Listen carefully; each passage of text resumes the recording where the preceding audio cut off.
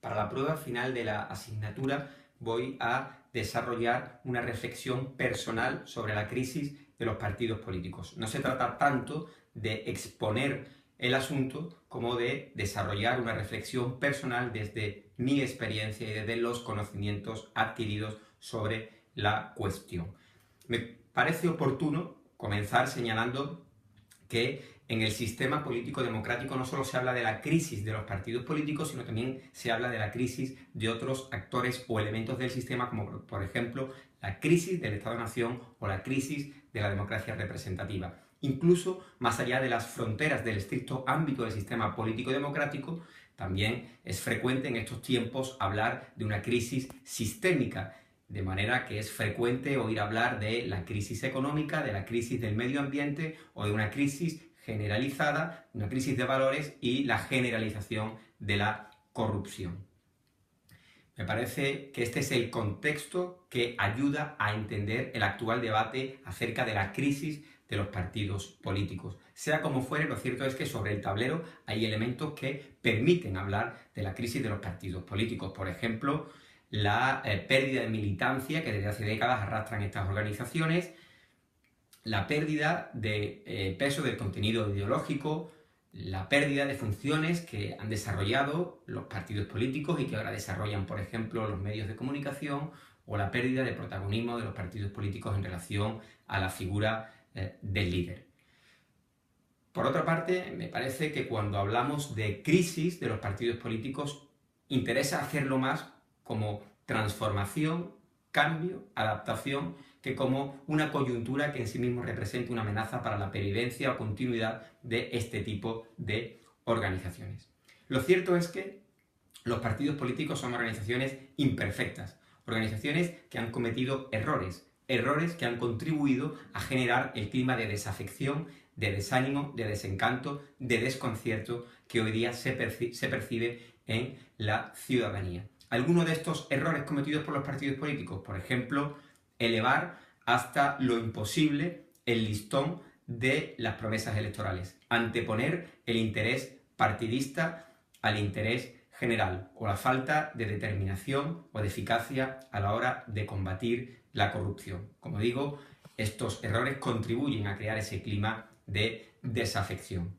También me parece importante, para situar el debate, para entender la actual imagen, reputación de los partidos políticos, barajar varios elementos. Por ejemplo, uno al que ya me he referido y que me parece esencial, que es el desajuste entre el orden existente y el nuevo orden emergente, que me parece que es el contexto que ayuda a entender en su justa medida este debate.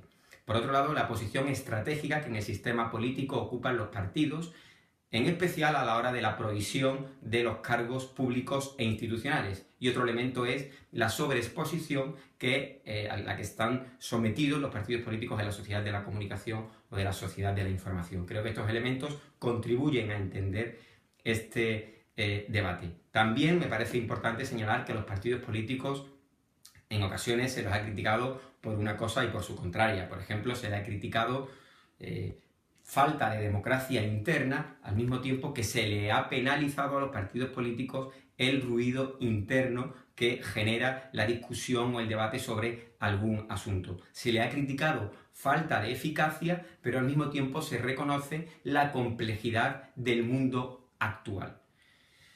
Por otra parte, al mismo tiempo que se señalan aspectos negativos, me parece que para situar en sus justos términos el debate, hay que señalar que los partidos políticos cumplen las funciones esenciales que tienen atribuidas por el ordenamiento jurídico constitucional. Así, por ejemplo, en el caso de España, si acudimos al artículo 6 de la Constitución, podemos concluir que los partidos políticos son cauce para la participación política. Son instrumentos que expresan el pluralismo de la sociedad española y son también cauces para la formación y para la expresión de la voluntad popular. Por lo tanto, esas funciones esenciales que tienen atribuidas los partidos políticos las sigue desempeñando bien pese a ese debate o ese contexto de crisis que les caracteriza. Por otra parte, me parece también de justicia señalar el esfuerzo que han realizado los partidos políticos en un contexto de cambio por adaptarse a la altura de esos cambios. Así, los partidos han realizado un esfuerzo por resultar competitivos en el marco que representa la sociedad de la información y de la comunicación, por manejar las nuevas técnicas de la comunicación política, por adaptarse a la revolución tecnológica, a Internet, a las redes sociales. Se han adaptado a competir con el menor peso de la militancia, con menor militancia, a competir pese a la pérdida de protagonismo del discurso ideológico, a perder poder, perder espacio en relación a la figura del líder. En definitiva, quiero con esto decir que los partidos políticos en un contexto de cambio no son organizaciones que permanezcan de brazos cruzados, sino que han realizado un importante esfuerzo por adaptarse al nuevo contexto, por resultar competitivos en ese nuevo contexto y por seguir teniendo razón de ser. En cuanto al futuro, considero que los partidos políticos tienen que cambiar, tienen que mejorar. Y estos cambios tienen que ir en el sentido que indican los valores del orden que está emergiendo, del nuevo orden. Me parece fundamental, por ejemplo, avanzar en el sentido de la transparencia y de la rendición de cuentas. Y quiero terminar con una reflexión acerca de la democracia interna en los partidos políticos, un asunto muy tratado. Considero que la ciudadanía priorizaría otras mejoras de los partidos políticos antes que una mayor democracia interna. Por ejemplo, priorizaría una mayor eficacia a la hora de dar respuesta a los asuntos cruciales, a los desafíos que tiene planteada la sociedad, o priorizaría una mayor determinación y eficacia a la hora de combatir la corrupción. Por otra parte, creo que para que la democracia interna sea efectiva, tiene que venir impuesta por una ley y afectar igual a todos los partidos políticos y no hacerlo depender de la voluntad de cada partido. Y por otra parte, creo que esa democracia interna no puede circunscribirse a la militancia de un partido político, sino que tiene que extenderse al conjunto de la ciudadanía, porque de esta manera creo que se preservaría la estabilidad, que es un valor fundamental en la cultura política de nuestro país. Este es, en resumen, de una manera apretada, esta reflexión personal sobre la crisis de los partidos políticos con la que quiero realizar esta prueba final de la asignatura.